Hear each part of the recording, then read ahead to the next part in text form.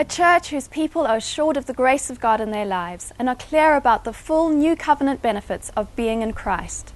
How does having a confident understanding of grace and drinking that in, being confident in that, how does that then affect the way that leaders lead a church, govern a church? Does grace being in the ethos of a church make a big difference to the way a church is led? Hugely. And I think that when you asked at the beginning about is grace a New Frontiers value or a biblical value, I would say that that's what we're looking for in our churches, that there's a whole ethos of grace, acceptance, that we're delighted in by God. And I think people do encounter that when they come into our churches, that the pastors have understood that, they preach that. And so it does affect the culture of acceptance. No, it's not to make it casual and lazy, because we would say that's not the outcome of grace. Doesn't mean there's no confrontation or correction. Absolutely. Yeah, I think church life would include that. But as Paul says in Romans, you accept one another because Christ has accepted you, that's grace. But you also admonish one another because, hey, you need to sort that out and change that. And so, yes, that because we're accepted, we don't feel condemned and absolutely written off because there's something wrong in us. We know that you can change that because that's who you are. It makes a huge difference to how we deal with shortcomings.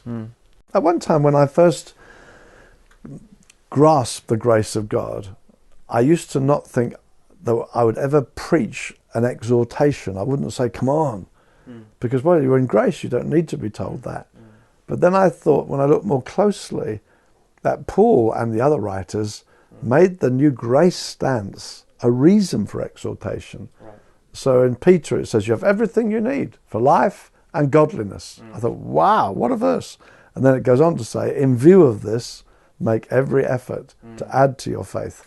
So who we are by grace is a grounds for making every effort. Yeah. As Paul says in, I think it's 1 Corinthians, he talks about God is able to make all grace abound to you, so that having everything you need, you may abound in every good work. Yeah. So it doesn't, genuine biblical grace does not produce passivity. In fact, Paul says, fan into flame the gift of God that's in you. So there are things we need to do for ourselves in response to grace. I think it's perhaps helpful for people to realise that it took you time, didn't it, to come into the good of grace. I think sometimes believers can be discouraged, thinking, will I ever get this? I feel I'm forever struggling with condemnation, legalism. How would you encourage people who are struggling to get a hold of grace, to understand it? I think really to take pen and paper, go through books like Galatians, and really take note of every verse. Take note of what it actually says. Make sure you've got to grips with it. Don't abandon it. I think sometimes people abandoned it almost as a concept. Oh, New Frontiers are into grace. Don't know how that works or whatever. Yeah. We need to work at what the New Testament says. Let the Word speak into our hearts, and especially Romans, Galatians, indeed nearly all New Testament epistles underline it so clearly. But I think make it your own. Paul talks about my gospel. Make it your gospel. Write it down. Make it live. Get hold of it in your heart. Perhaps worth mentioning as well that grace is obviously then fuel for mission.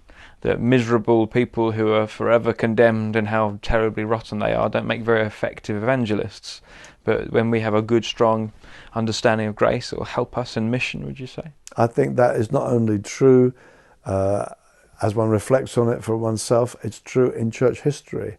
That when groups of believers have become very introspective, they have tended not to be very effective evangelistically. Stop bearing fruit, yeah. They're constantly looking at themselves in the mirror, taking their own pulse, and they get their eyes off sinners who need to be justified. When people like Whitfield and the Wesley brothers, when they saw the gospel, came out from all their religiousness, which they were driven by in the Holy Club, the Wesleys trying to get themselves saved. When they saw it, woof, they went out and shared it, and the whole nation shook as these evangelists went assured of their righteousness.